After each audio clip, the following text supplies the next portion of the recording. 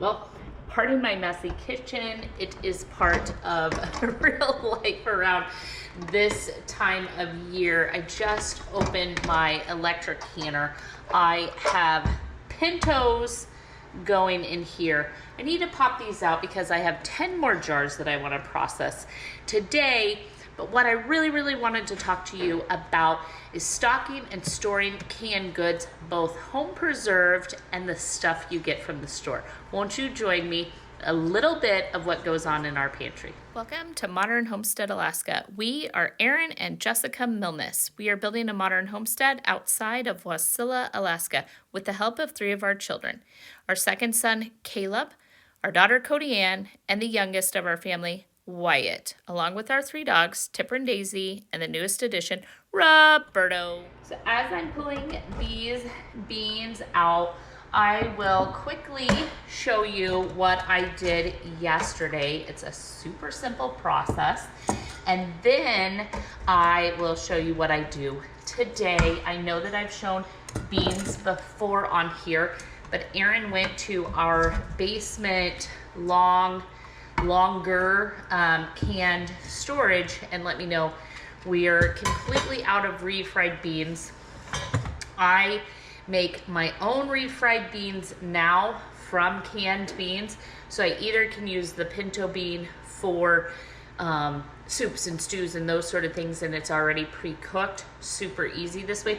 Otherwise, what I do is drain it, throw it on the stovetop with maybe a little onion, a little bacon grease, something like that in the pan, mash up the pintos, and voila, we have refried beans for taco night or whatever the case is. I do want to, after we get through this, I'm gonna take you down to the basement to that canned storage, and I do want to share with you about canned goods as we're heading into this fall and winter season. Now is the time for stocking up on canned things, whether you're home canning it yourself or buying it from the store. So, pinto beans, what did I do last night? Here you go. For every single pint of beans, I do 1/2 cup of the dry beans. I measure them out. This is the standard measurement I use regardless of pintos or black beans or white beans or whatever it is that you're wanting to can up. And then if it were a larger amount, you can increase the dry beans. And then to each jar, I add a little bit of this apple cider, this raw apple cider vinegar, and then I fill the jars with water. You're about to see me the next day. I'm gonna rinse the beans, so I don't pre-rinse them. That way I'm not doing lots and lots of extra work. So I bring over 5 cans, because that's what's gonna go into my canner. And some of these settle in the bottom, no problem. So these are uncooked, obviously. They've just been soaking overnight. Stuck together. And so I'm gonna rinse the jar out. It's gonna get pressure canned, so it doesn't need to be super scrubbed. And now this is my opportunity to go through and make sure we don't have any rocks. We get a good rinse on the beans. And then I'm gonna just check again as I get them back into the jar. These were all pre-measured.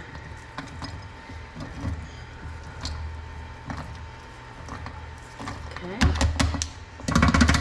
So that is now what the 1/2 cup of dry beans has turned into. I'm gonna continue this for all 5 jars. Move my 5 cans of beans over here. We're gonna use kosher salt today, 1/2 teaspoon. Give or take, it's not necessary, but I do like to flavor my beans before canning them. But because they're pressure canned, you don't have to have acid, you don't have to have salt, you don't have to have anything. I just like mine flavored, but you can omit it. And we are going in with boiling water into the jars, boiling water into the canner. So the temperature between the jars and a canner should be the same. I'm gonna give it about 1 inch of head space. That's just that bottom rim there.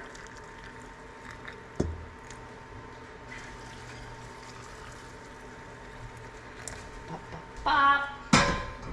Before I do that, I'm going to take my chopstick here, and I'm gonna give all of them a little stir because I want all the air to come up, making sure I do have plenty of water. Okay, this stained but clean rag, touching the rim, lid on, brand new lid. The rims can be reused, but just finger tight like that, straight into the hot canner. Okay.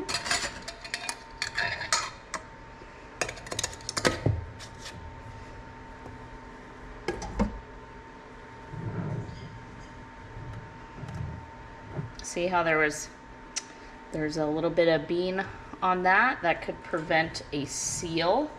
Then it would boil over. There's issues. Gotta clean up the canner. It's all a mess. So take your time. Good height of water. I can see it because I've canned so much with this now, and I just want to bring the water up to that.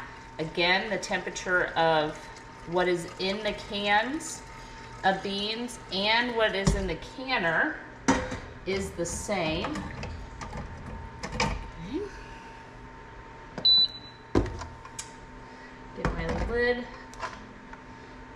because we just let it depressurize. All is still fine. I realized I wasn't showing you what I was doing. Okay, so canner on. It's on exhaust up top here. We're gonna push high, 90 minutes.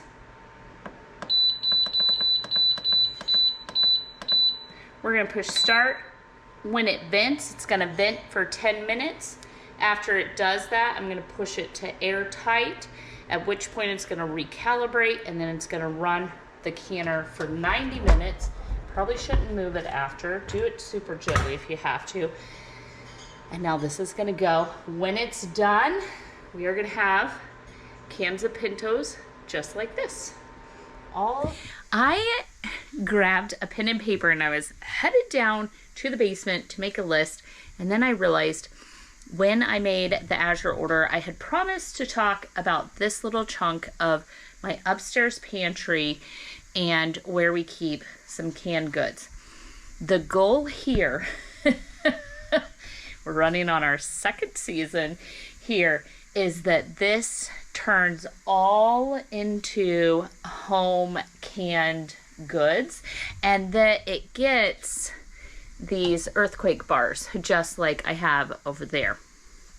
That is the goal. So you can see it's began. We kind of did fruits here. Well, then here's our snack shelf. Because we're on the go, everyone's constantly in and out. I now am officially just shoving canning things into shelves. Even that is lids there. So we're working on home canning, and then this is the only spot that I really store. These are some cans that were brought up, but here is it, just so that you get an idea of what I really do with canned goods. So we have, you know, some better than bouillon up there, some syrups, maybe a big can of beans, onesies and twosies of things, some condiments that we may be close to out of, grab a few, and then sometimes I'll bring up, like, this label fell off of this can, so I don't want it in the can rotation in the basement that I'm going to show you. So I need that up here because that needs to be gone through. And then some of this is just things I frequently will grab, and this should be filled in. What I'm really lacking is I have not done that. I haven't filled in the store-bought canned condiments and canned goods that belong on these two shelves. The rest of this, we have hopes and dreams of home canned items, and then the overflow will go in the basement. So I did want to show you a little bit what our goal was, what we're working on, this will have to wait because we have many other things on our plate. But let's go to the basement now. The reason my heart wanted to talk about store-bought canned goods is I find it so important that if you don't have the ability to can yourself, that this is something that everyone can control and everyone can do. I have gotten so many questions on my rotating can storage here that I finally took the time for you guys to join the Amazon program, where I now can link you to the things that I purchase off of Amazon. You now can go into the description box and click on those links and it'll take you straight to the items. I was really struggling to kind of decide whether I even wanted to do that. Now I'm on a tangent again. But what is important is that you can do it now. I'm only ever going to really truly link you to things on Amazon that I have used for a period of time. And when I do link you to it, I'm going to tell you if I have any issues with the item before I send you to the link. If all of that is kosher for everyone and okie dokie, let me know in the comment section if you appreciate me giving you these things that way. So let's talk about canned goods and why I am so passionate that every mama, every grandma, every auntie, every uncle, every grandpa, anybody out there who is providing for themselves and for others, that you have a food storage first of all. And I think that canned goods just rank so high in the list of things that we really should be stockpiling. And we also have a very long shelf life on these things. And if you're not quite ready to jump into canning these things yourself, this is something you can control. All of it is, certified and sealed, the whole 9 yards. So let me talk to you about what I do, why I do it this way, and then maybe you find some inspiration for your own canned goods. Number one, the storage system. Now, I originally, like what is upstairs, that is how I stored my canned goods. Then everything happened in 2020, 2021, and we realized, because we were unable to get food for a period of time, the flour, you've heard the horror stories, the flour we got was full of weevils. It caused this giant outbreak and so on. I had this bizarre cabinet in the house that we were in at the time, and I could get these rolling cans in there. And what I loved about them was it is an exact number. And the way that my brain worked, because I was a full-time working mom going to work, the way my brain worked was I was able to come through and look at, like, I need 1 can of peas. At the time, I wasn't buying at like Costco. I was just buying like Walmart, Safeway, King Soopers, your regular grocery stores. And so what I could put on my drop list was 1 can of peas, 4 cans of pinto beans. I could easily go through here and find what it is that I needed, make that list on my weekly shopping. They packaged it, put it in my car, and it easily found its place in the pantry. I have loved this system and I have stuck with it. It does have some flaws. Like I said, I'm going to let you know, they aren't the most sturdy thing. And depending if you put an odd size can, let me jump you over here on the odd size can conversation. Look at the Rotel. It's not the same size can as, even these crushed tomatoes are a little bit smaller can than this organic diced tomato. So it will cause them to be wonky a little, and you can see me just jiggling this cause the crushed tomatoes to come down. So I do have to come along and push on these things and make sure that the can is rotating down properly. That would be the flaw that I have found with them. Other than that, I don't really have a lot of complaints. There's more than one size of them. And the other thing is, you would have assumed that the top row, that this middle row feeds in first, and then the top row, it really doesn't rotate like that. So if you're not eating a lot of something and you're really particular about expiration dates, what you may have to do is pay really good attention to how it rotates. Other than those two complaints, I really do think it's a good system, and it's super easy for me to figure out what I need and how many of each thing goes into each space. And then the next thing about canned goods for me personally is I would have to double or triple this in certain sections to actually store, say, a year's worth, which has been my long-term goal. We haven't gotten to having a year's worth of food stored up. That's a little on the back burner because right now it's preserving season and stocking season. Although that's always the goal in the back of mind and what we're reaching for. Obviously, a family my size, 5 of us, is going to eat more than 12 or 15 cans of pinto beans in a year. Refried beans we eat on a weekly basis. Like I said upstairs, this is it. This is the last of the refrieds that we have. Will I buy canned refrieds again at like Costco or something like that? I might, especially if we start running low on what we're canning up upstairs, or if I'm needing to devote jars to other things instead of canning my own dried beans. But for right now, I would like to open this section up to something else like coconut milk or some of the other canned things. And then a section I would also like to open up for my family is I have all my canned fruit right here. The store-bought canned fruit, pie filling, anything like that.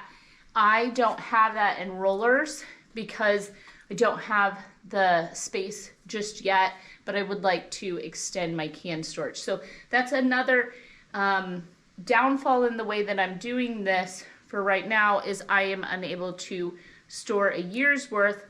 I couldn't afford a year's worth today, even if I had the storage and everything set up and available. That's okay. We're working slowly and surely towards that goal, but we are keeping a good stock. So what I would like to do and what I can afford this month, now that we're into September, and I know that August is the Every Bit Counts challenge, and if you don't mind, I'll use that hashtag on videos like this. That way it still goes into kind of the algorithm and you get an understanding of what you're going to get in the video, if that makes sense. So what I'm going to go through here is and see what canned goods do I need, which truthfully, because of the way I store it, is very minimal. So let's go through what I do keep in store-bought cans and why I keep these things. So this is my canned soups. This probably began it all for me. Someone had, the point that I'm gonna make, someone had given us a bunch of soups that they had gotten either with coupons or on sale or something like that. And they were all really, really weird. Weird in our opinion because they are not soups that our family would eat. So when I started doing this in the 2020-2021 era, I decided, and yeah, it's now an era, I think, I decided I will only store in my house soups that my family actually likes, enjoys, and eats. Now, I have begun canning many of these myself, and I'm super duper excited about that, but I'm not quite ready, nor am I stocked up enough on my home canned soups that I'm going to give up on this category just yet. Do I hope and dream that we move to all home canned and away from store canned, the salts, all these different things? Of course, but for right now, the only canned soups that my family will eat is split pea, chicken noodle, tomato. This is bean and bacon, and then I do some cooking with the cream of mushrooms, the cream of chicken. This whole section is the different cream of whatever soups. I have soups here. These are children's soups. They are chicken and stars. They can be substituted for chicken noodle if my family were to need them. My truth of having them is they end up going to donation, or if one of my little neighbors, someone had a sick child, I put together a care basket, something like that, I'm able to just throw this in quickly and help someone out that is something that is likely to be eaten by a child. So I do keep this little section here as potentially giveaway or donation, but that way I have something if I need it. That is something I'm very passionate about. Let's move on to the other sections. As you heard me mention, I only buy and I only store and I only give space to in my home, my brain, my life, what our family eats. That is my biggest beef with all prepping. It is not just fill your shelves. It's fill your shelves with what your family will eat and use. So we move on to beans. We're replacing this category. Things will move down and around. The beans I still buy store canned, much slower because I have canned so many of my own dried beans now, and I prefer my own dried beans over these, but we'll work our way through. This is garbanzo beans. This is just white beans. It could be Catalini beans, navy beans, anything that's in the white bean family. We do red beans, we do refried, we do pinto, and black. That is it.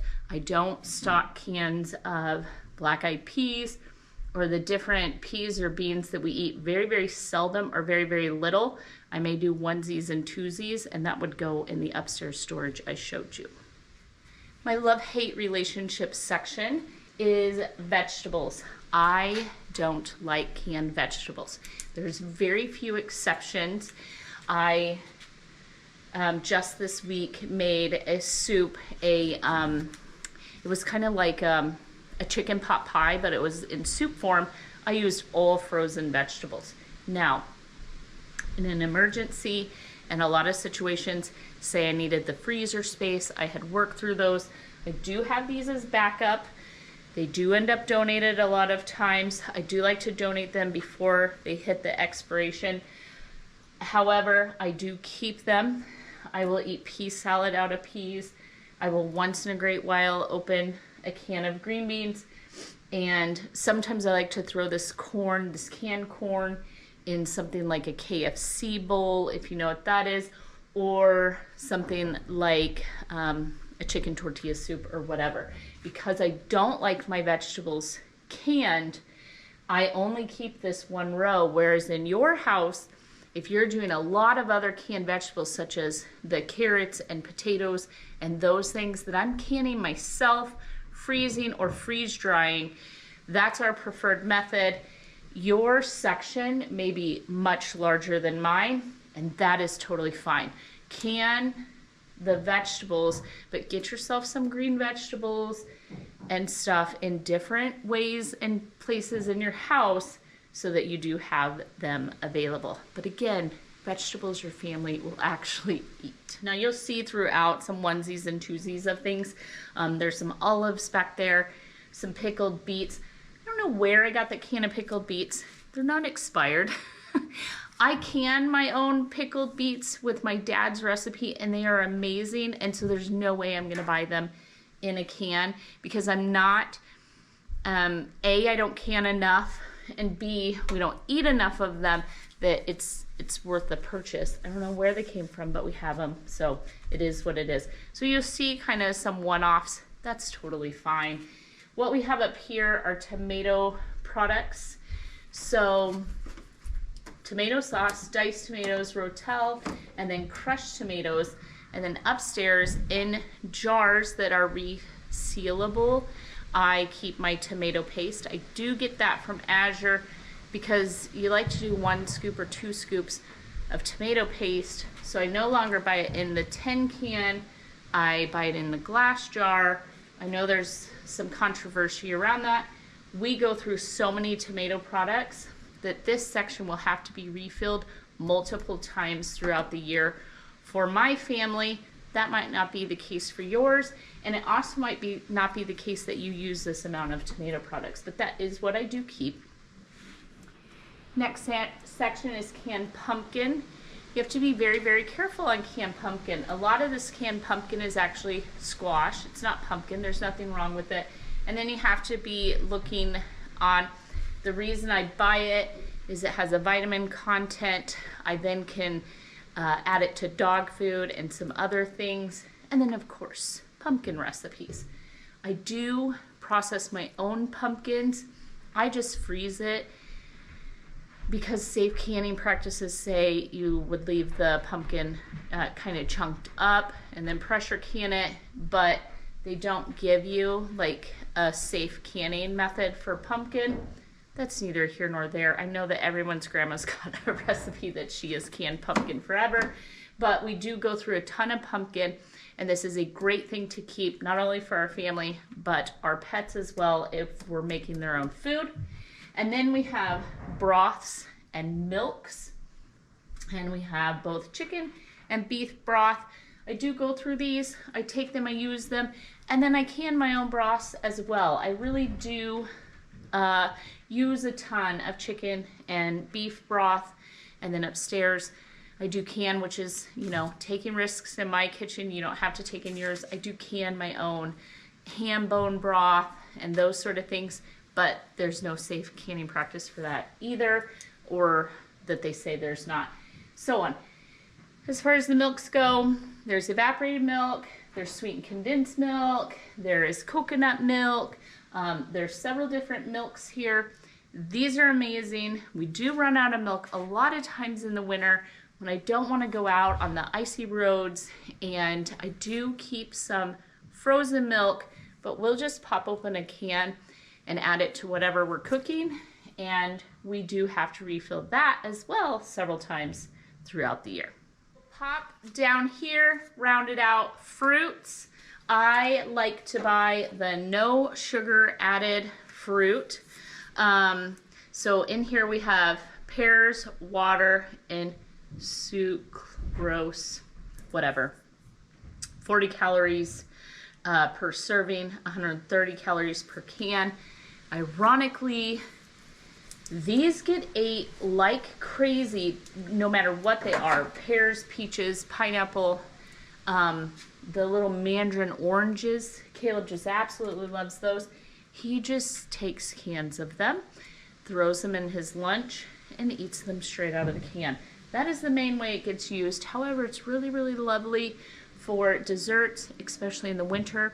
You can make a real quick, throw it in the bottom of a sheet pan, you whip up a little batter, voila, you have a beautiful dessert. And then we have, last but not least, the can section of meats. We do can our own fish now, those sort of things. I did recently did a bunch of chicken, but I do have, you know, for backup, I have some of this Costco chicken and some tuna, any kind of canned meat that your family would actually use and eat. Only buy those things. We are not going to eat a hash. I know that they can that, and I keep hearing, hey, buy this hash. Well, we don't eat it normally. Why would I eat it canned? So I'm not going to put my money into that. Oh my gosh. What? She just scared the daylights out of me. Let me show you my new favorite chicken. Girl, why are you in the basement? What are you even doing back there? Come here. Come here, Mama. Chicken, chicken. Come here. Come here, Mama. Oh, she found a bug.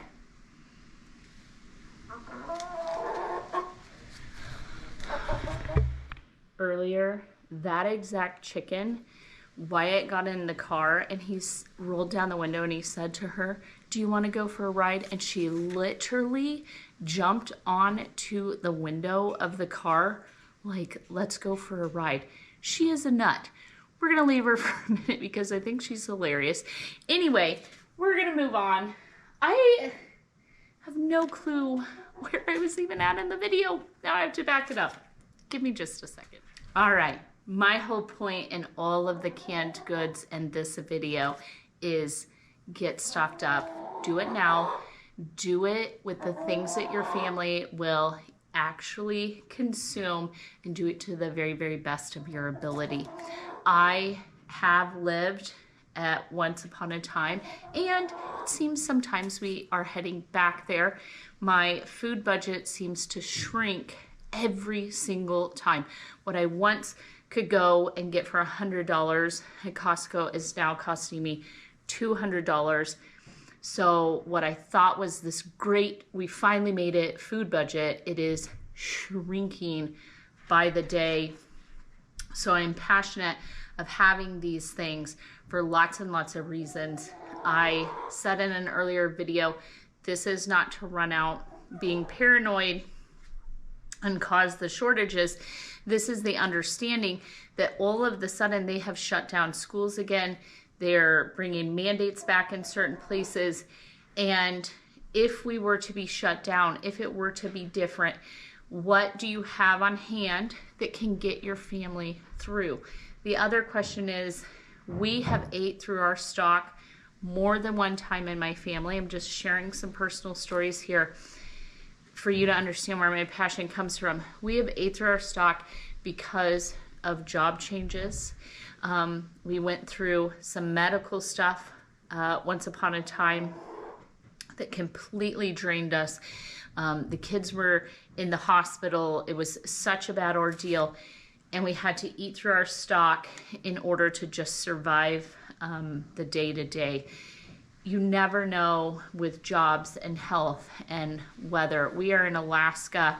I know for a fact more than once this highway that runs from Anchorage, it runs through Wasilla up to Fairbanks. You can watch, like on Summers in Alaska and some of the other northern YouTube channels, you will see those stores are cleared out. It's not because anyone's withholding food from them. It's because the weather has prevented the semis that get everything off of the shipping containers, the shipping yard in Anchorage and so on. It has prevented the semis from making it up there. And so families have to be prepared here in Alaska to make it a period of time without going to the store. So the last story is the 2020, 2021 era when we couldn't get these things. Aaron and I were feeding an abundance of children on the regular, and it caused like a paranoia, a panic in me. And I knew I could take control of that paranoia and that panic by being organized, knowing what I have, knowing why I have what I have, and having it in such a way that I can look in there and say, this is what I need, this is what I have, these are the meals I can make. You can, fill in the rest of that story, but that is my encouragement to you. You may not have a family of 5, you may have a family of 10, and you need double, triple, quadruple what I have. You may have a family of 1 that you're just solely responsible for yourself, and you need a 1/10 of what I have. That's okay. All I'm encouraging and all I'm saying is, this is what I do, this is why I do it, and this is how I do it. Do what's best for you and your family, but do it now while you can. With that, thank you for being here. Thank you for being you. Thank you for being part of the channel. I do so much look forward to spending time with you in the future. You can make sure that you don't miss anything I'm doing on my homestead by hitting that subscribe button. If you'll ring the bell, you'll get notification. Thumbs up and comments do help our channel to grow. I am so blessed that you show up each and every time, and you guys are so encouraging, and I just could not love you more than I do. So thank you. I'm gonna make my shopping list, and then I'm going to head off to Walmart, Safeway, one of those stores this weekend, and I am going to fill in my canned goods. I'll see you in the next video. Bye.